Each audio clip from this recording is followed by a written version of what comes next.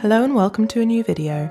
Today's video is about making an embroidered Edwardian style dip waist belt as shown in these fashion plates and newspaper clippings. It was really cold in the UK a couple of months ago when I started making this as a procrastination project to avoid having to leave my nice warm room. So this is an entirely hand-sewn garment.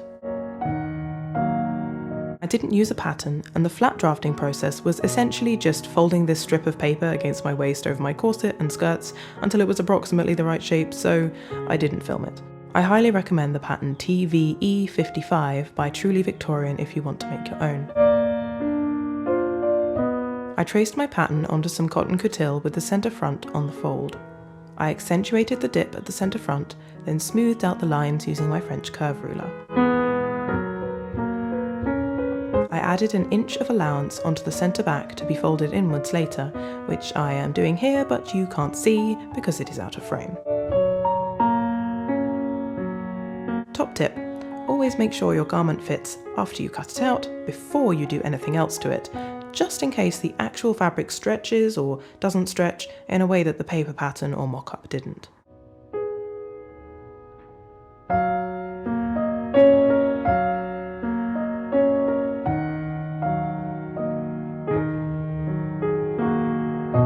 Using Sew Historically's blog post as a guide, I marked boning channels at the front and 3 hooks and eyes at the back.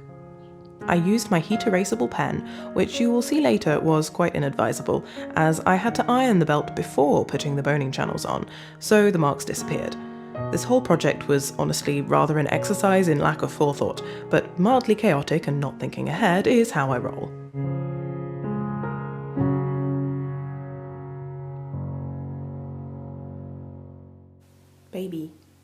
Baby. No, off the silk. Off the silk, please. No baby on the silk. Thank you. I'm using remnants of an off-white silk as the fashion fabric of the belt. I laid the coutil piece over the silk, traced around it with my heat erasable pen, and then cut it out, leaving about 1 inch of allowance.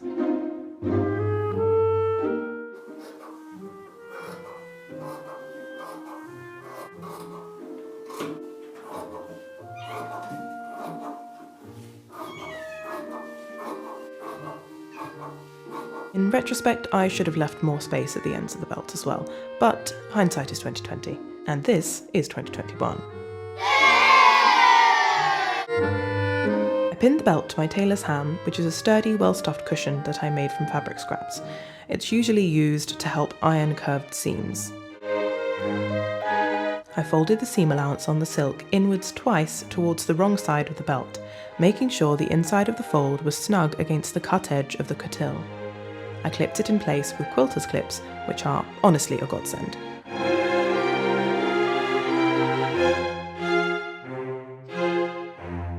I sewed the silk to the coutil using a teeny tiny whip stitch, being careful to only catch the top of the coutil and not poke the needle through to the silk on the right side of the belt.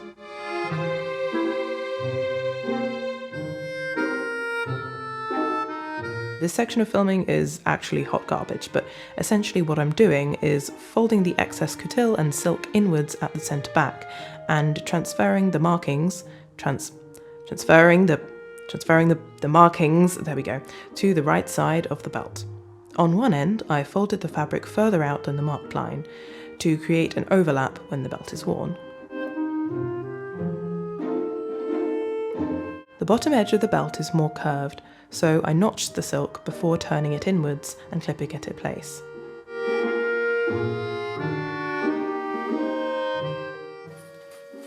No.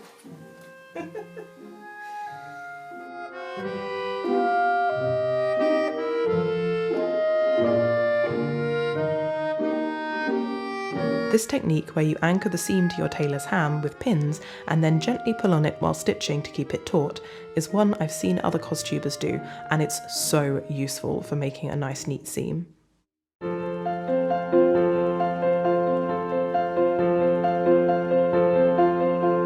For those #cottagecore vibes, I wanted to add some floral embroidery to the middle of the belt, with a bee at the centre front.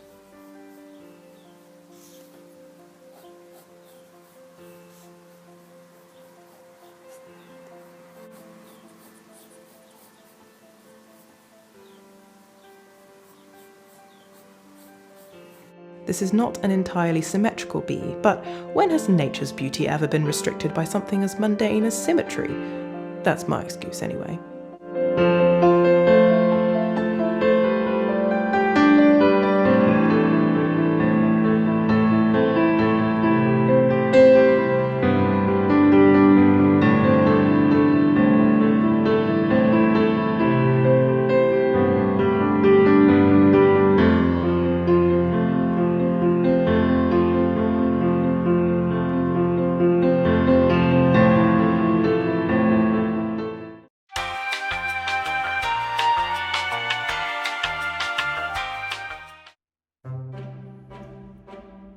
This method of transferring the pattern onto the fabric is called pouncing.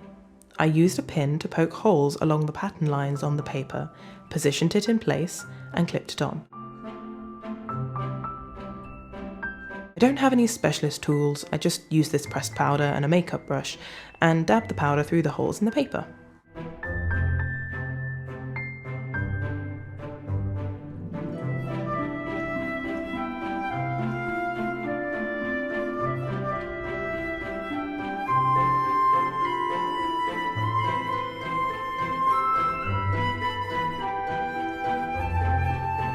Ta-da! This method is technically permanent, but very easy to smudge with your hand, as I found out while going over the lines with my heat erasable pen. Whoops.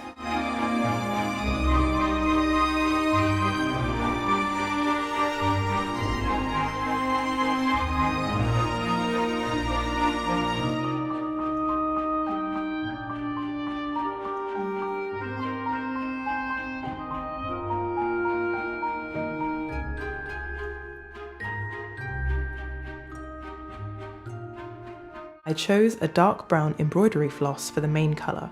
I used a combination of chain stitch and back stitch for the outlines, and a satin stitch for the shading on the bee.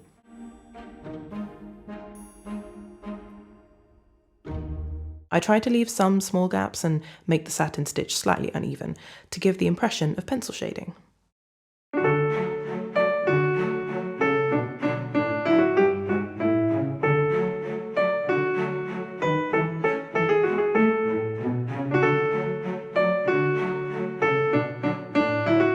The material was quite tough to stitch through, and I definitely bent at least one needle in the process.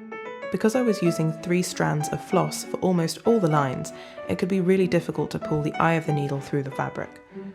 I've also not done embroidery without a hoop before, so that was extra challenging. As for what I'm smiling at, Wallace and Gromit and the Curse of the Were-Rabbit is a fantastic film from my childhood that you should all go watch. That's right! So, for my next trick, I have to finish off the embroidery. I'm not really going to do much shading, but I was thinking for these extra bits, so these little tiny flowers here, the veins of the bee, and some shading on the petals just a tiny bit to make them stand out, I might do like a lighter shade of brown to give it a bit more dimension and make it look less stark.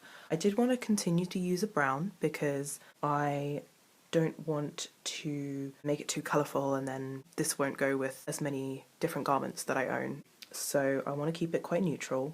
These are the non-dark browns that I have in my stash. This one's kind of like a mustard brown. This one's kind of a bit more brown but still quite yellow. This one's kind of in the middle. This one's a more like muted brown, a bit more pinky, and this one's even more pink. And this is the original colour here. I think this one is quite nice. It'll go well with the bee, I think, but it would skew this garment more towards like yellows and earth tones, which I love yellows and earth tones, but I do own quite a lot of blue as well. Again, with the kind of the pinky brown, I think that would skew it more towards like warmer colours. So I think I need to stay with the sort of true muted brown, so I think I'll probably go for this one. And then I'll be finished with the embroidery. Hell yeah, this has taken me a really long time.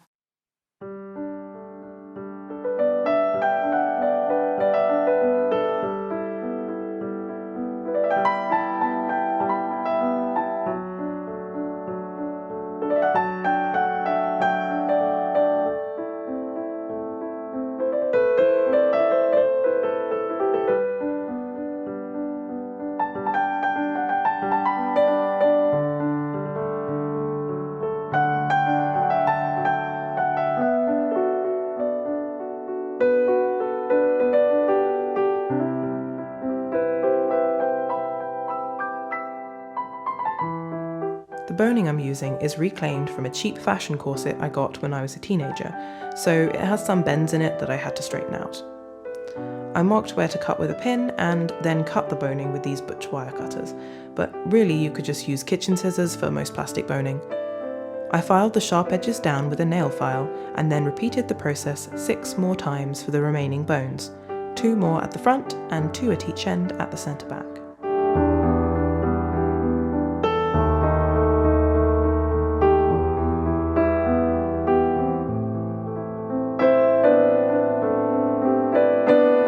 I used herringbone tape to create boning channels, folding over the edges to encase the bones.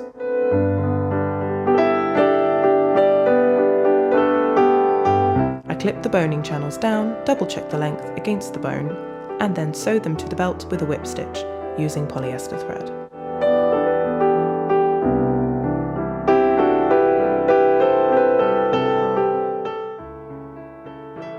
I sewed hooks onto one end of the belt using polyester thread. I would have used linen for strength, but that's pretty bulky, and I didn't want the stitches to show too much on the right side of the belt. I used a sort of stab stitch to secure the hooks to all the layers of fabric. I obviously sewed the eyes onto the other end of the belt, but I didn't film any of that because I was very busy being distracted watching this video by Rowan Ellis and having my 2010 through 2020 self called out in a big way.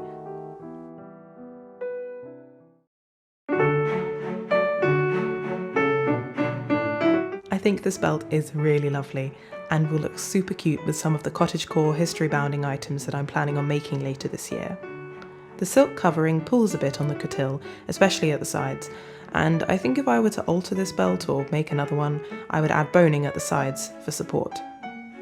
The embroidery turned out really well. I'm glad I added another colour in, as it gives it a lot more dimension. Overall, the belt creates a pretty nipped-in shape at my waist, and I'm very happy with it. I hope you're having a lovely spring, and I'll see you next time for more historical sewing adventures. Bye!